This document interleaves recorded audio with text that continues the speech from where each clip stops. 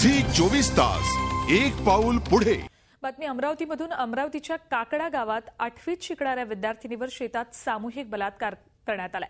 यामुळे पुन्हा एकदा महिलांच्या सुरक्षेचा प्रश्न ऐरणीवर आलाय। या प्रकरणी पथरोड पोलिसांनी 2 आरोपींना अटक केली। नेहमीप्रमाणे शाळा सुटल्यानंतर ही मुलगी आपल्या लहान बहिणीबरोबर घरी जात असताना तिची सायकल पंक्चर झाली।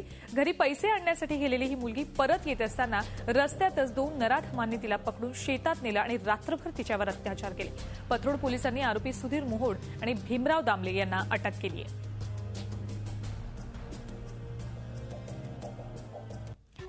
अमरावतीत शाळकरी मुलीवर सामूहिक बलात्कार करण्यात आलाय। काकडा गावातली ही खळबळजनक घटना आहे। या बलात्काराप्रकरणी 2 नराधमांना पोलिसांनी गजाआड केलंय। तर दुसरीकडे चंद्रपूर जिल्ह्यातल्या राजुरा तालुक्यात सुद्धा असाच प्रकार घडला। एका 17 वर्षाच्या अल्पवयीन मुलीवर सामूहिक बलात्कार करण्यात आलाय। वरोडा गावातल्या एका बांधकाम व्यावसायिकाच्या बागेत ही घटना घडली। पेरूच्या बागेत मजूर म्हणून काम करणाऱ्या या अल्पवयीन मुलीचं याच बागेतल्या मनोज रंगारी या युवकाशी सूत जुळलं। लग्नाच्या आमिषानं युवकानं अल्पवयीन मुलीवर वारंवार बळजबरी केली। या अत्याचारात रंगारीनं बागेत काम करणाऱ्या जावेद शेख, उमर चाऊस, सय्यद चाऊस या 3 मुलांनाही सहभागी करून घेतलं। पीडित मुलीनं याबाबत तिच्या आईला सांगितलं। याबाबत राजुरा पोलीस ठाण्यात तक्रार दाखल झाली आहे। 4ही आरोपी फरार आहेत। हे आरोपी वरोडा गावापासून जवळच असलेल्या गडचांदूर या औद्योगिक शहरातले रहिवासी आहेत।